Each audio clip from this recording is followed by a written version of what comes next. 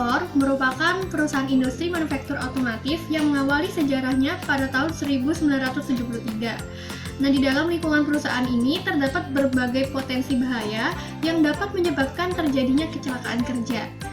Oleh karena itu, salah satu upaya yang dilakukan PT Astra De House Motor adalah melakukan pencegahan kecelakaan dengan menggunakan program Safety Proactive Activity. Langkah ini dilakukan sebagai identifikasi awal adanya potensi bahaya yang ada dari faktor man, machine, method, dan environment. Program Safety Proactive Activity mulai diterapkan di PT Astra De House Motor pada awal tahun 2009. Terdapat 4 control factor dan terdiri dari 9 Key Performance Indicator. Yang pertama adalah pengecekan kondisi kesehatan, health condition. Nah, pemeriksaan kondisi kesehatan dilakukan setiap hari sebelum bekerja dengan pertanyaan dan melihat kondisi karyawan secara visual. Yang kedua adalah kemampuan Kiken Yoshi Ability, yaitu pelaksanaan training Kiken Yoshi bertujuan untuk mempertajam kepekaan dan kewaspadaan tenaga kerja terhadap adanya potensi bahaya yang ada. Dengan tingginya tingkat kewaspadaan tenaga kerja terhadap potensi bahaya, maka dapat mencegah dan mengurangi kecelakaan. Lalu ada keamanan alat kerja. Nah, di sini adalah pemeriksaan keamanan dan fungsi alat kerja yang dilakukan setiap hari. Lalu terdapat rasio keamanan alat. Nah, di sini adalah pemeriksaan peralatan atau mesin agar tidak menimbulkan adanya potensi bahaya yang dapat mengakibatkan kecelakaan. Pemeriksaan dilakukan setiap hari kerja. Lalu ada kondisi alat kerja. Ini adalah pemeriksaan kondisi peralatan atau mesin produksi yang diperiksa oleh manajer saat melakukan patrol. Hasil dari temuan patrol yang mengenai adanya potensi bahaya pada peralatan atau mesin diklasifikasikan dan ditindaklanjuti pengendaliannya untuk mencegah terjadinya kecelakaan. Lalu yang keenam ada cara kerja yang aman, yaitu pemeriksaan cara kerja yang aman dilakukan dalam periode mingguan yang dievaluasi oleh foreman dan manajer. Nah, sedangkan untuk follow up-nya dengan dilakukannya pengontrol papan dilakukan setiap bulanan yang dievaluasi oleh top manajemen dan division head. Standar pemeriksaan meliputi kesesuaian prosedur kerja yang dilaksanakan, alat yang digunakan, alat pelindung diri yang digunakan, safety device yang ada, dan kondisi tempat kerja. Lalu ada instruksi dari foreman. Nah, instruksi ini untuk menginstruksikan kepada maintenance untuk memperbaiki peralatan atau mesin yang rusak. Terus yang kedelapan ada kondisi tempat kerja, yaitu pemeriksaan kondisi tempat kerja yang dilakukan foreman dan dalam periode mingguan. Pemeriksaan ini dilakukan secara visual yang meliputi 5S. Yang kesembilan ada lingkungan tempat kerja, yaitu pemeriksaan lingkungan tempat kerja yang dievaluasi oleh foreman dalam periode bulanan. Kondisi lingkungan yang diperiksa meliputi suhu, kebisingan, penerangan, dan kelicinan area kerja. Proses produksi pada PT Astra Honda Motor di assembling plant terdapat beberapa proses. Yang pertama adalah proses welding, di mana proses welding adalah proses bagian mobil dari logam yang masih terpisah disatukan dengan pengelasan. Contohnya adalah menjadi frame body yang utuh, menjadikan frame body yang utuh. Lalu ada painting steel, yaitu adalah proses pengecatan bodi mobil. Yang ketiga adalah assembling, di mana proses assembling ini adalah proses perakitan part-part mobil menjadi unit mobil yang siap pakai. Proses ini terdapat beberapa tahap. Yang pertama adalah painting buffer stock, yaitu urutan bodi dari painting yang disetting perharinya sesuai target yang ditentukan dalam proses produksi. Yang kedua adalah pre-trimming, yaitu proses untuk mengurangi banyaknya unit yang akan diproses. Yang ketiga ada door line, proses melepas pintu mobil, di mana pada pintu tersebut dipasang kaca dan aksesoris pintu lainnya. Lalu ada trimming 1, yaitu proses pemasangan kabel-kabel dan pemberian pengaman dan penambahan aksesoris yang ada. Lalu selanjutnya ada cases 2, yaitu proses yang dilakukan khusus underbody juga, seperti pemasangan full tank, garden portailer, knalpot, dan penyambungan selang. Pembuatan panggung yang digunakan untuk pengisian minyak rem, air radiator, oil power steering, dan air wiper. Lalu yang ke-8 ada pemasangan ban, Proses pemasangan ban, mobil yang pada akhirnya diuji kualitas pemasangannya dengan mengecek kondisi ban. Dan yang terakhir, ada proses melengkapi aksesoris yang ada dalam mobil yang diproses. Lalu yang keempat, proses terakhir dalam assembling plan ini ada quality control, yaitu tes kelayakan mobil yang meliputi kecepatan, keadaan fisik mobil, kondisi ban, dan kondisi mesin. Dalam proses produksinya, PT Astra Daihatsu Motor Assembly Plant terdapat bahaya-bahaya yang timbul akibat adanya penggunaan mesin, bahan baku, lingkungan kerja, serta dari tenaga kerja itu sendiri. Bahaya-bahaya ini timbul dari berbagai lokasi yang ada, yaitu lokasi welding atau pengelasan, painting, assembling atau perakitan, dan gudang. Yang pertama adalah faktor biofisik, yaitu ada kebisingan, penerangan, dan suhu udara atau iklim kerja. Kebisingan berasal dari mesin-mesin produksi dan benturan part-part pada area welding atau pengelasan dan area painting. Kebisingan yang melebihi NAB dapat mengakibatkan gangguan pendengaran pada pekerja. Kemudian untuk penerangan, intensitas penerangan yang ada pada lokasi welding, painting, maupun assembling masih menunjukkan hasil yang kurang dari standar. Penerangan yang kurang ini dapat mengakibatkan gangguan penglihatan dan kelelahan pada mata. Untuk suhu udara, terjadi pada area welding dan painting. Di area welding, suhu udara panas berasal dari adanya proses pengelasan, sedangkan pada area painting, suhu udara berasal dari proses pengovenan. Suhu udara yang tinggi mengakibatkan pekerja mengalami kelelahan. Yang kedua adalah faktor bahaya kimia yang berasal dari penggunaan bahan kimia berbahaya seperti tinar, fosfat, cat, dan APD yang terkontaminasi oleh B3. Bahan bahaya kimia ini juga berasal dari uap, gas, bau dari cat, dan debu yang berasal dari pengoperasian forklift. Paparan zat kimia dapat menyebabkan iritasi pada kulit dan gangguan pernafasan. Penggunaan bahan kimia juga dapat menyebabkan terjadinya kebakaran dan ledakan apabila tidak dikelola dengan baik. Yang ketiga adalah bahaya mekanik yang muncul akibat adanya penggunaan mesin yang bergerak.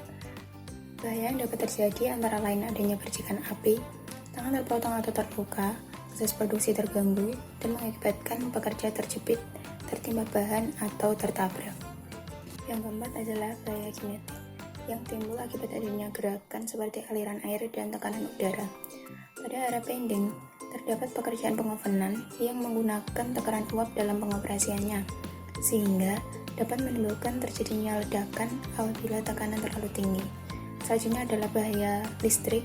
Penggunaan mesin yang memanfaatkan energi listrik dapat menyebabkan pekerja tersengat listrik karena pemakaian peralatan listrik yang kurang sesuai dengan spesifikasi atau sudah mulai usang. Adanya masalah dengan instalasi kelistrikan dapat menyebabkan terjadinya korsleting listrik sehingga mengakibatkan terjadinya kebakaran. Yang keenam adalah housekeeping. Bahaya yang timbul akibat housekeeping yang kurang tepat adalah adanya cacaran cat yang dihasilkan pada area painting.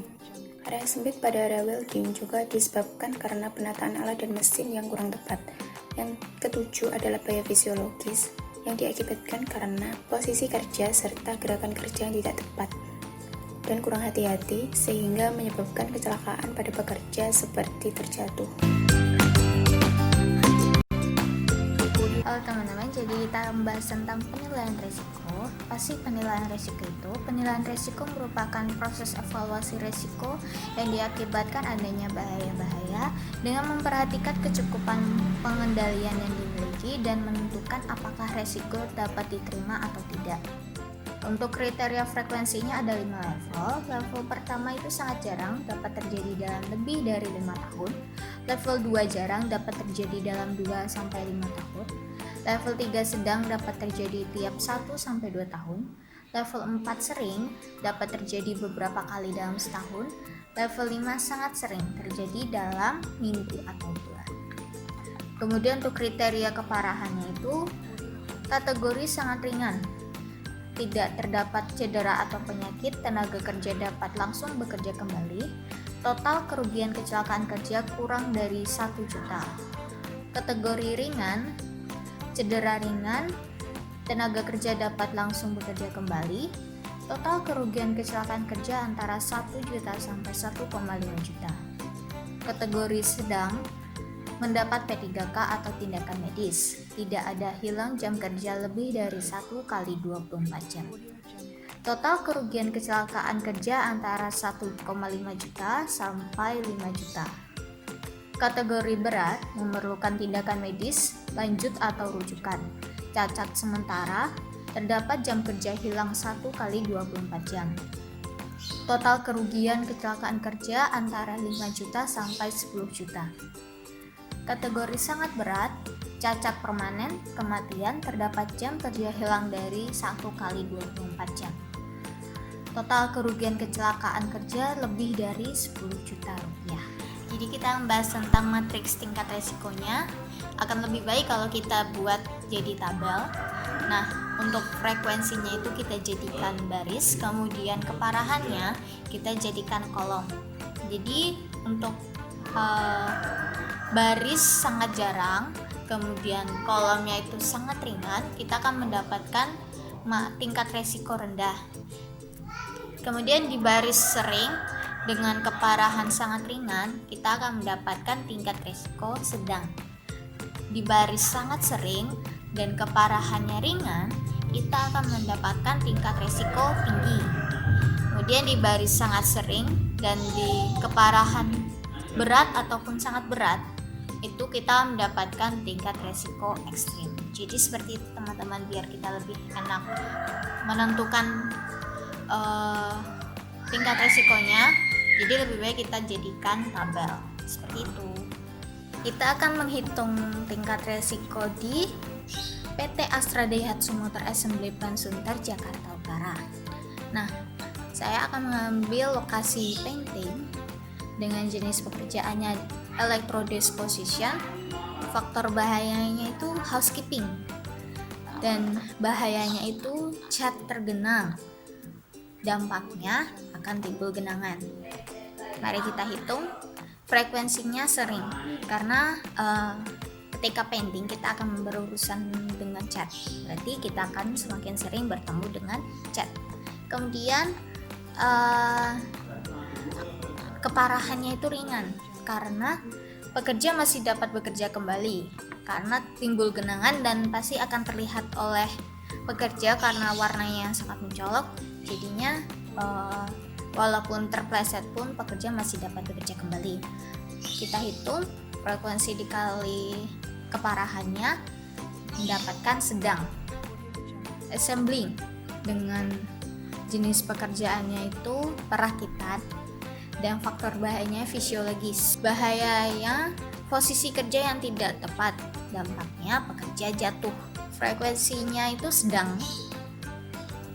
Kemudian untuk tingkat keparahannya berat karena pekerja jatuh dan kemungkinan membutuhkan rujukan.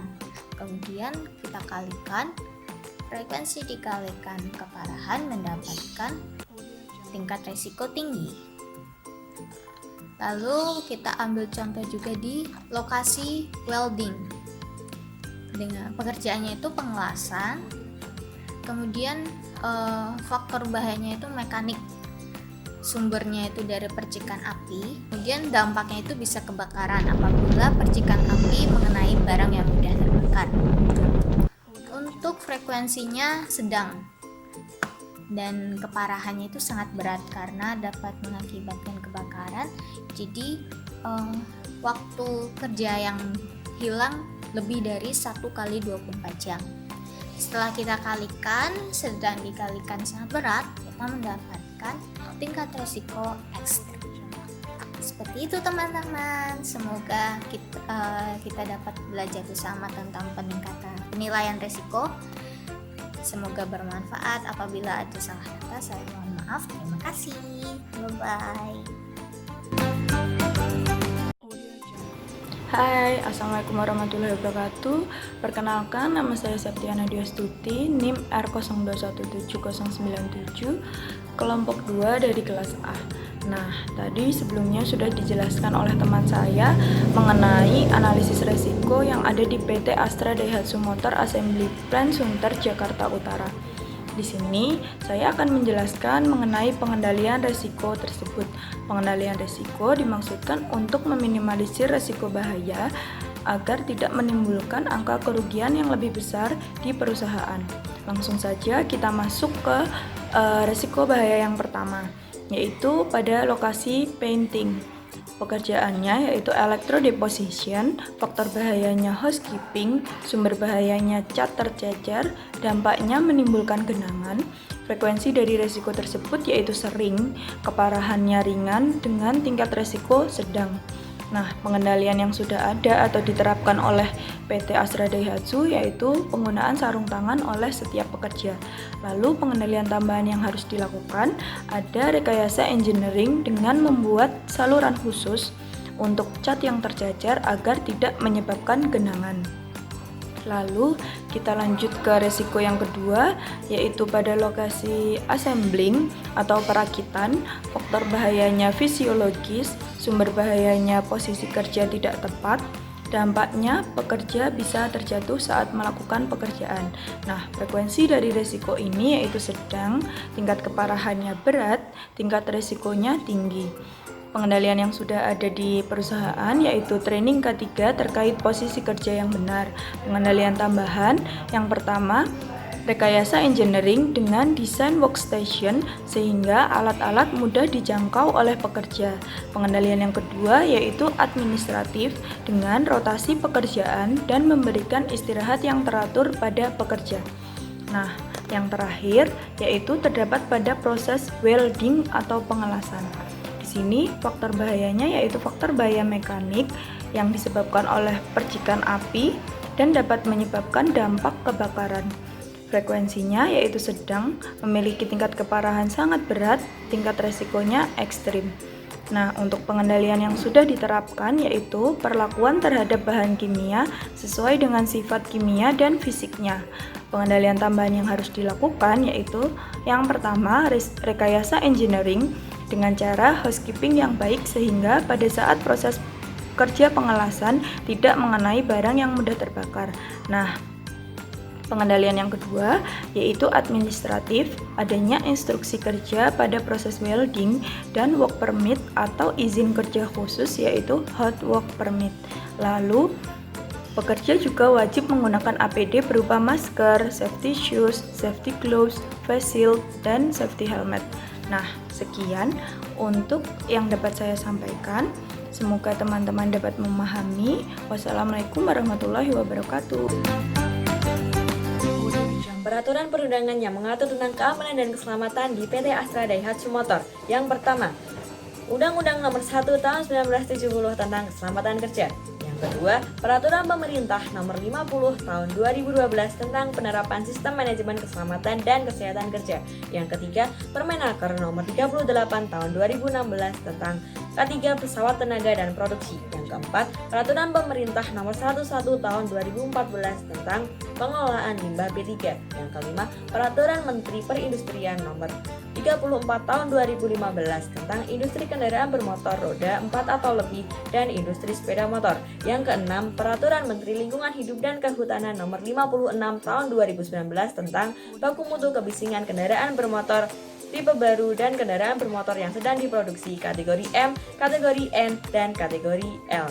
Yang ketujuh, Peraturan Menteri Lingkungan Hidup dan Kehutanan Nomor 20 Tahun 2017 tentang emisi gas buang kendaraan bermotor kategori M, kategori N, dan kategori O. Lalu izin kerja. Izin kerja dilengkapi dengan ketentuan-ketentuan yang harus dipenuhi. Prosedurnya adalah kontraktor harus mengisi formulir izin kerja yang telah disediakan. Kemudian setelah mendapatkan pengesahan dari EHS Departemen, baru melaksanakan kegiatan tersebut. Izin kerja yang diterapkan di PT Astra Daihatsu Motor adalah yang pertama, Hot Work Permit atau izin kerja panas. Yang kedua, Electrical Work Permit atau izin kerja listrik. Dan yang ketiga adalah Mechanical Work Permit atau izin kerja mekanik. Ya, selanjutnya adalah topik 6. Topik 6 ini membahas tentang PDCA atau Plan, Do, Check, dan Action. Dari topik 2 dan 3 didapatkan bahwa risiko bahaya paling tinggi di PT Astra Daihatsu Motor adalah kebisingan. Kebisingan adalah bunyi yang tidak diinginkan dari usaha atau kegiatan dalam tingkat dan waktu tertentu yang dapat menimbulkan gangguan kesehatan manusia dan kenyamanan lingkungan. Itu tadi pengertian dari Kemenelhan nomor 48 tahun 1996. Menurut Permenaker Trans nomor 13 tahun 2011, NAB kebisingan untuk paparan selama 8 jam per hari adalah 85 desibel.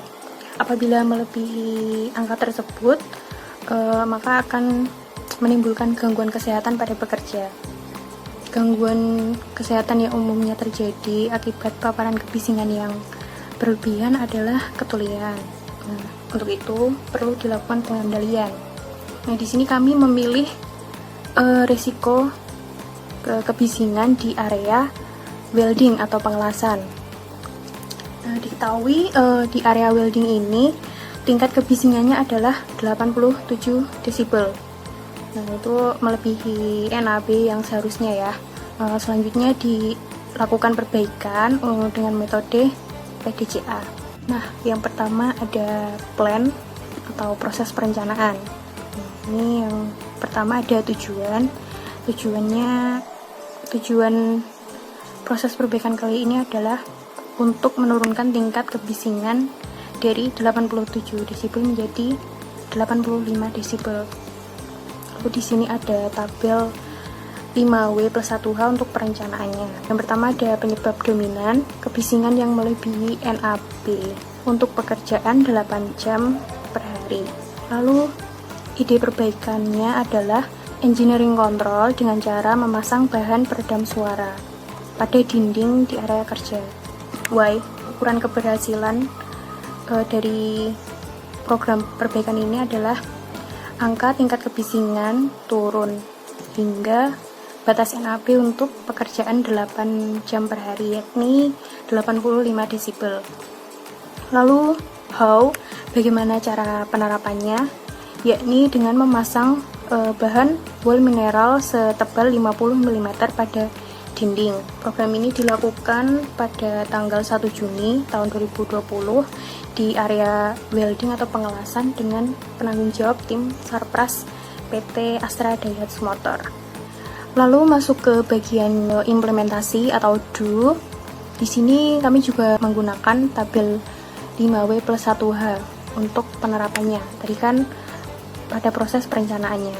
Di sini tujuan utamanya adalah proses pemasangan wall mineral pada dinding.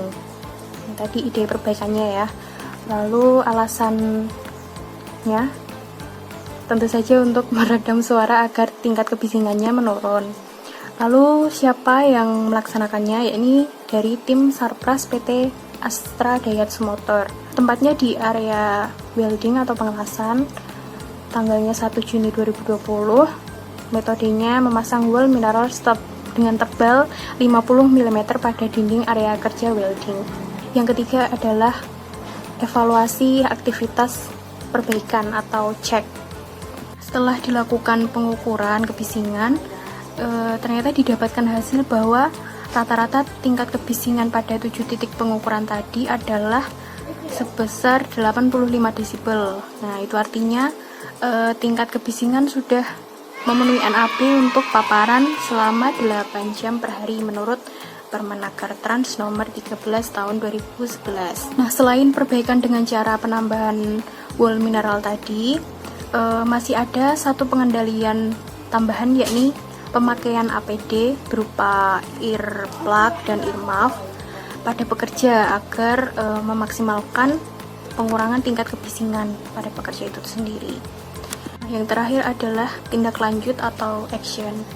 Nah, adapun tindak lanjut yang dilakukan pada proses ini adalah dengan melakukan pemantauan kebisingan secara rutin terhadap area kerja welding atau pengelasan, serta memperbarui SOP, standar operating procedure, dengan menambahkan peraturan bahwa pekerja wajib menggunakan earplug dan earmuff untuk memaksimalkan pengurangan tingkat kebisingan. Astra memiliki komitmen untuk mengembangkan bisnisnya dengan mempertimbangkan tanggung jawab sosial dan pemeliharaan lingkungan yang berkelanjutan. Oleh karena itu, Astra telah menetapkan visinya, yakni menjadi perusahaan yang memiliki tanggung jawab sosial serta ramah lingkungan. Kebijakan yang diterbitkan menegaskan komitmen perusahaan untuk memberikan arahan bagi grup Astra dalam menerapkan sistem pengelolaan lingkungan. Perusahaan Astra mengembangkan berbagai program penghematan sumber daya alam dan energi serta meminimalisasi limbah, di antaranya melalui penghematan air, efisiensi penggunaan material, dan pemanfaatan kembali. Berikut ini diuraikan tentang penggunaan air, listrik, solar, oli, produksi limbah padat dan cair, serta kerugian akibat kecelakaan. Limbah padat meliputi sampah kantin dan perkantoran, kerak cat, sludge, dan lainnya. Limbah cair meliputi limbah cair produksi dan domestik, oli bekas, coolant, dan solvent. Kerugian akibat kecelakaan meliputi biaya medis, waktu yang terbuang, dan hilangnya efisiensi. Produksi kendaraan pada tahun 2008 meningkat 42,5% untuk kendaraan roda 4 dan 29,6% untuk kendaraan roda 2. Seiring dengan peningkatan tersebut, volume limbah juga mengalami peningkatan, yakni 31% untuk limbah cair domestik, 7% untuk limbah cair produksi, 32% untuk limbah padat B3, dan 27% untuk limbah padat non-B3. Upaya minimalisasi limbah terus dilakukan secara progresif di berbagai perusahaan dalam divisi otomotif. PT Tridharma Wisesa menjalankan program aluminium chip recycling. Pada tahun 2008, sebanyak 523 ton limbah aluminium chip dari proses machining and casting diolah kembali menjadi ingot yang digunakan untuk bahan baku produksi. Efektivitas program telah memberikan nilai ekonomis mencapai 8,2 miliar per tahun. Penggunaan sumber daya alam, khususnya penggunaan air, meningkat 20%. Walaupun demikian, perusahaan telah berusaha untuk melakukan efisiensi penggunaan air yang dilakukan melalui program penerapan cleaner production seperti yang dilakukan oleh PT Astra Daihatsu Motor. Program recycle limbah cair domestik dengan menggunakan unit ultrafiltrasi yang berkapasitas 5.400 meter kubik per bulan telah berhasil mensubstitusi 30% kebutuhan air pump. Hal ini menghemat biaya operasional mencapai 46 juta per tahun. Penghematan air juga dijalankan oleh PT Showa Indonesia Manufacturing dengan menggunakan metode reverse osmosis untuk pemanfaatan kembali air dari outlet wastewater treatment untuk kegiatan industri. Dalam setahun, penghematan air mencapai 45% dengan penurunan biaya operasional sebesar 757 juta rupiah. Proses PDCA meliputi plan, do, check, and action. Yang pertama, plan. Astra menempatkan keselamatan kerja sebagai prioritas utama melalui penerapan sistem LK3 dan pengembangan budaya safety yang bertujuan untuk mencegah, menghindari, dan mengurangi kemungkinan terjadinya kecelakaan. Divisi otomotif Astra menerapkan beberapa kegiatan untuk meningkatkan efisiensi produksi. Dengan mempertimbangkan cost and benefit analysis, penerapan program LK3 diharapkan dapat memberikan keuntungan jangka panjang. Program pengelolaan LK3 dilakukan dengan dukungan penuh oleh manajemen dan seluruh karyawan untuk mencapai efisiensi dalam penggunaan sumber daya alam dan energi. Pada tahun 2008, upaya penghematan telah berhasil menurunkan 5,29% penggunaan solar, 4,53% penggunaan oli, dan 0,59% penggunaan listrik. Penurunan ini merupakan hasil penerapan program Refine, Reduce, Reuse, Recycle, Recovery, and Retrieve Energy atau 6R yang sedang digalakkan. Beberapa program cleaner production yang mendukung konsep 6R tersebut diantaranya adalah penerapan paperless system dalam pelayanan nasabah Bank Permata, penerapan standar green building dalam pengelolaan gedung perkantoran AAB, dan penerapan konsep zero waste melalui pemanfaatan kembali limbah cair domestik dengan menggunakan mekanisme filtrasi. Dengan implementasi konsep 6R tersebut, benefit sebesar 261 juta telah memberikan kontribusi terhadap penurunan biaya operasional perusahaan. Yang kedua adalah do.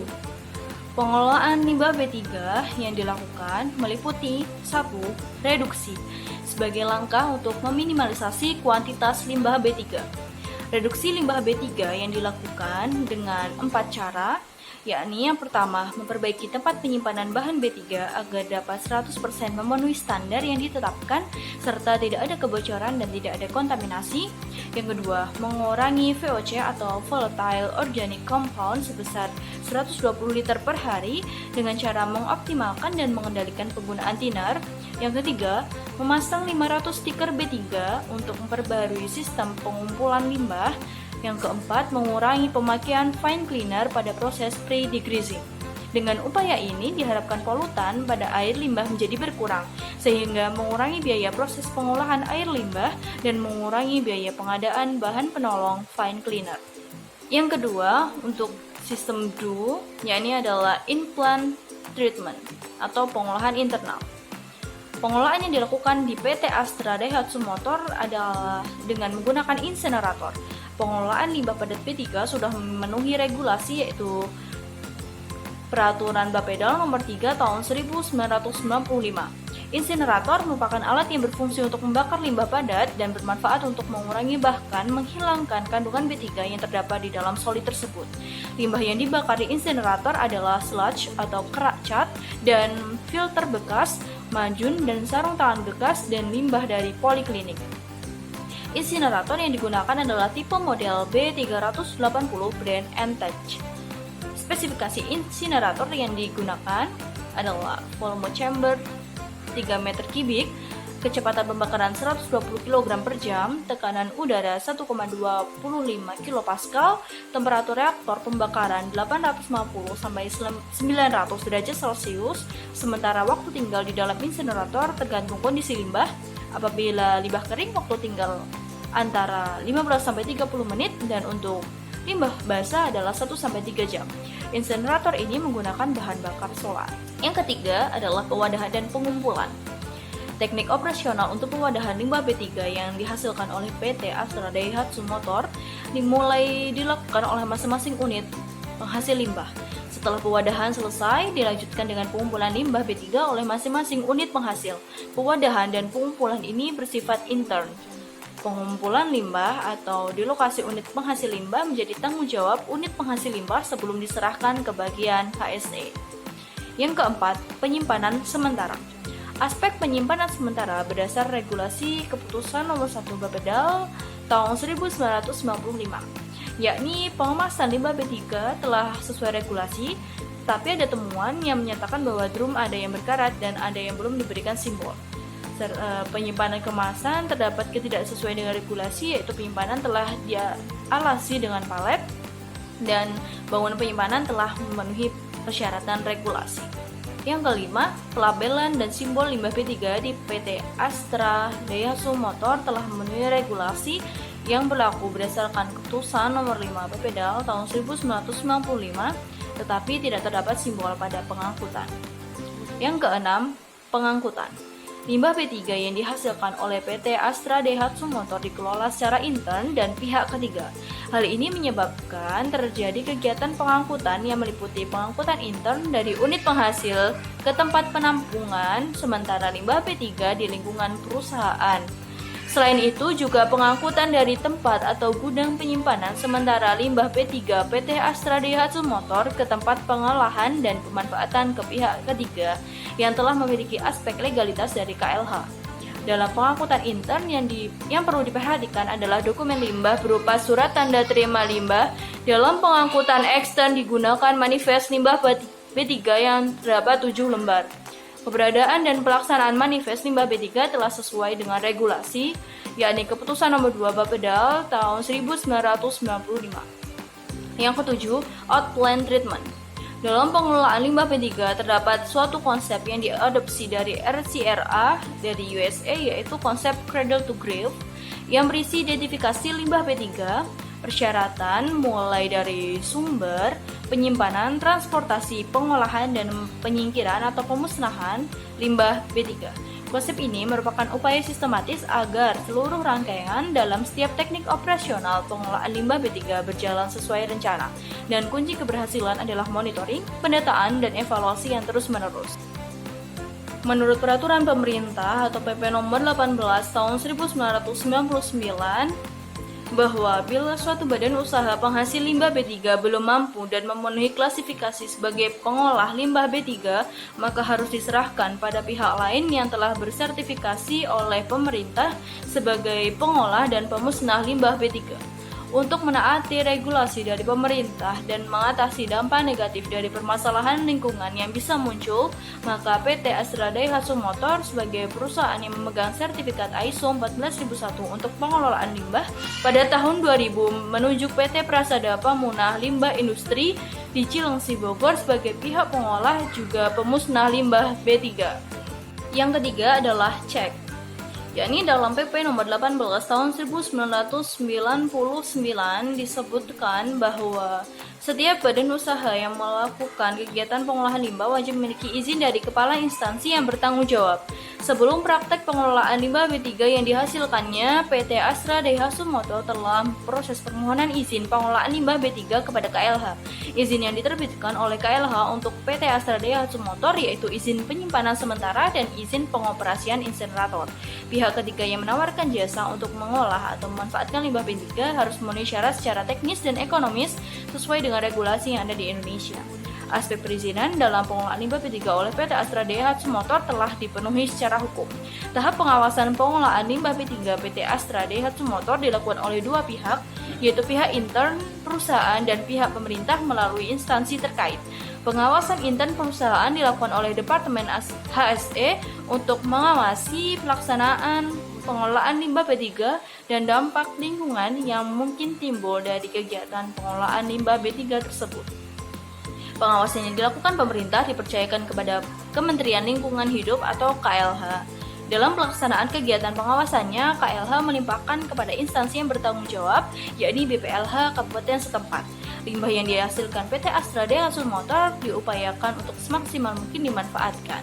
Pemanfaatan yang dilakukan antara lain, drum bekas bahan B3 dimanfaatkan sebagai tempat limbah B3 untuk drum-drum bekas dan kaleng cat yang sudah tidak terpakai dan kemasan bekas dikembalikan kepada subkontainer, tidak buang begitu saja.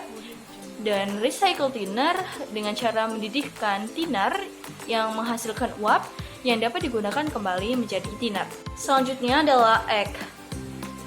Total limbah B3 yang dikirim ke pihak ketiga pada Juli 2010 adalah 28,94 ton, sedangkan yang kembali ke supplier adalah 3,80 ton. Sedangkan biaya yang dikeluarkan untuk mengelola limbah periode Juni 2010 adalah Rp43.069.800.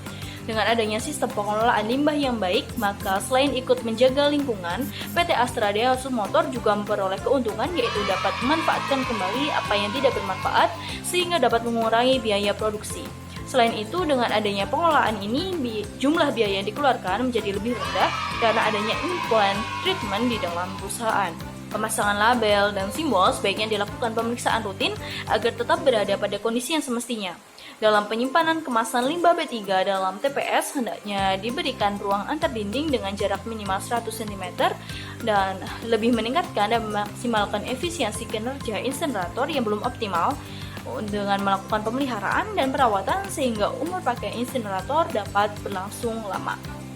Sekian penjelasan terkait PDCA, yakni Plan, Do, Check, Action, limbah B3 maupun limbah non B3 dari PT Astra Daihatsu Motor. Terima kasih.